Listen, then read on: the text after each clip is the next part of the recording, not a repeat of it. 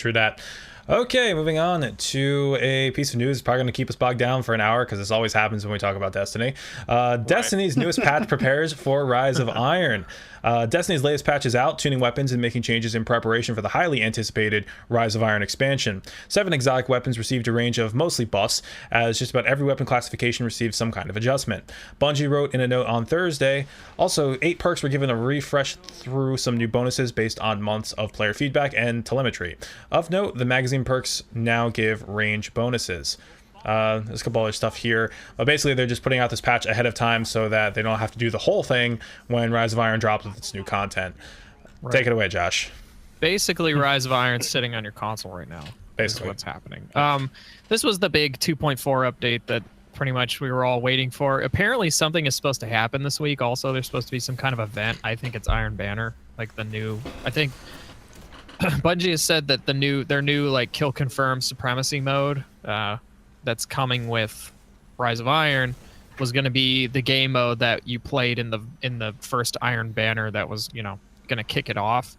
And they've said that something's supposed to happen this week, like the week before the expansion launches. So my theory is that they're going to basically run Iron Banner and run the new game mode a week before the expansion comes out, which would be really cool.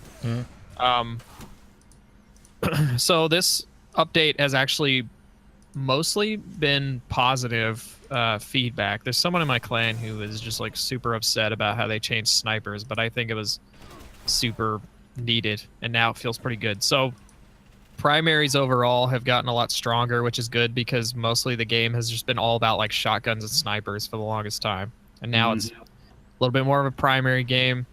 The biggest change, probably the most, I don't even want to say controversial change, because it seems like even the people that were sniping a lot seem to be like, yeah, that makes sense. So there was this problem in the game with quick scoping from like 3 feet away, and it was the most frustrating thing because you would be like, I'd be playing in trials and I would have like my sidearm with high caliber rounds, which helps like stagger people, and I'd come up behind a sniper and I'd start just like shooting them with a bunch of pistol bullets, and they would just turn around and just like quick scope me in the head. And it was because they would have perks like unflinching, which helped them kind of combat like the jerk you get from getting shot.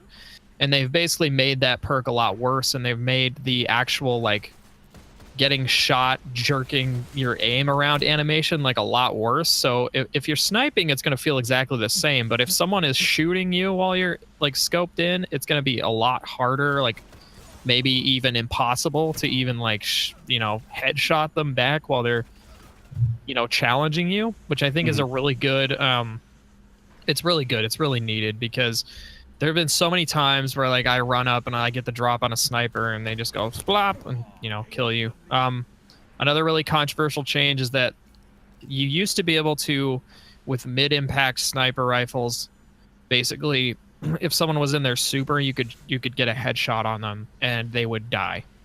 That's no longer the case. You need basically a high impact sniper rifle, which there's like maybe one legendary one in the entire game, and then you need something like a black spindle if you were going to, which is an exotic sniper rifle, if you were going to snipe someone out of their super. I think this is a good change just because like I think super should feel super. That change is a little more controversial. Some people are like, it's hard enough to hit someone in the head with when they're in a super, with a sniper rifle, so like it should be rewarded. But yeah, I mean, I guess the way I feel about that is that, when I was playing in the Crucible, both on Xbox and when I switched over to PS4, that, I just never really felt like I was ever really all that vulnerable when in my super. I felt like I could get a couple kills off before, if I was usually dying at that point anyway, so when I hit the super, I'd still just have like a little bit of health left. But, I never really saw it as a huge issue being sniped. That didn't happen to me too much. Right. Yeah, it's trials.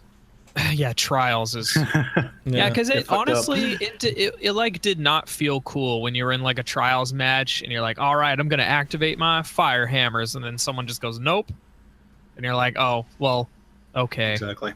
Like it wasn't fun. So yeah, you shouldn't have to take cover to get into a super.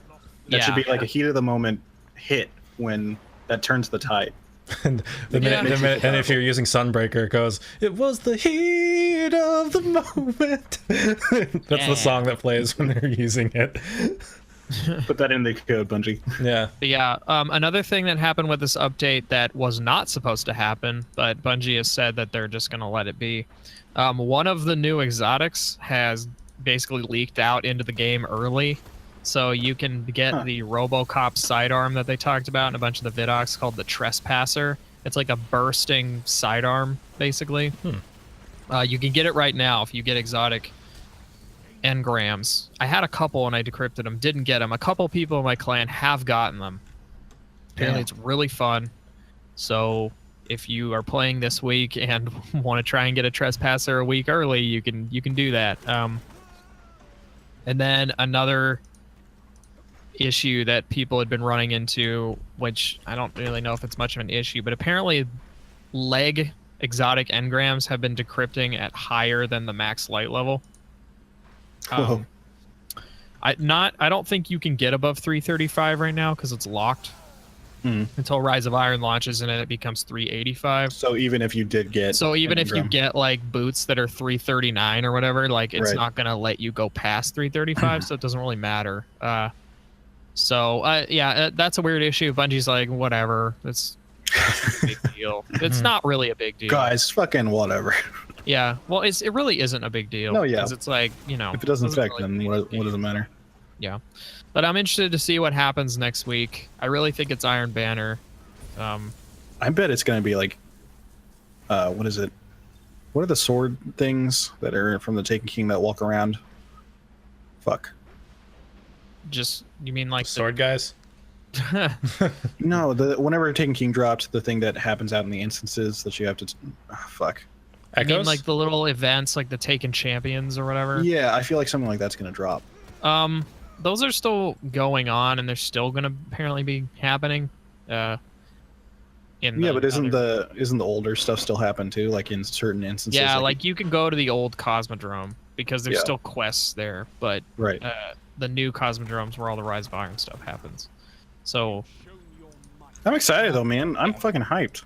Like I wasn't really feeling it that much, but I jumped back into Destiny, and there was only one change that I think people were very like scratching their heads, like why?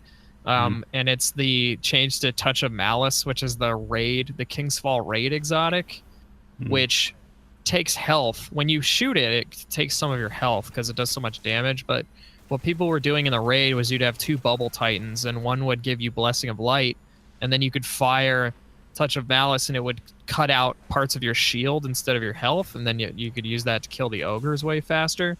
So they've changed it so that Blessing of Light just doesn't do that anymore. It'll just go away if you start firing a Touch of Malice, and everyone's like, why? What? So everyone's really confused because no one was really exploiting this in any way. So everyone's like, why? And then eventually someone pointed out that like maybe the new raid, like maybe there's some sort of exploit that like the QA department discovered in the raid where like you just get 6 bubble titans with Touch of Malice and they just like burst the boss to death. And it was like, oh, that's a good point. So like maybe they're nerfing that gun for, and it doesn't make King's Fall like literally undoable or anything. It just kind of takes away a little bit of the reliability. Yeah, I was about to say, like, for me anyway, if I don't have a crew that's running with Touch of Malice, it makes it a lot harder, but maybe that's just some trash. I'm gutter trash. That's fine. You don't know. Well, now you don't even really need it. So. Right, yeah. Anyway, that's about it. Like, I mean, we could get like way deep into all the weapons and shit, but nobody cares, so. Yeah. Rise of Iron hype, though. Exactly. We'll have more to talk about. If you really want a good breakdown, go listen to Planet Destiny's podcast this week because they literally went over every single patch note in depth. So yeah, and we'll also come and talk about it when we record that Tuesday when Rise of Iron comes out. We'll definitely share. I know, more. And I'm hosting that day. Oh, I was like, God. Oh, no. I might as well just make that the Destiny cast. I mean, we're not going to get to anything else. The intro music's like.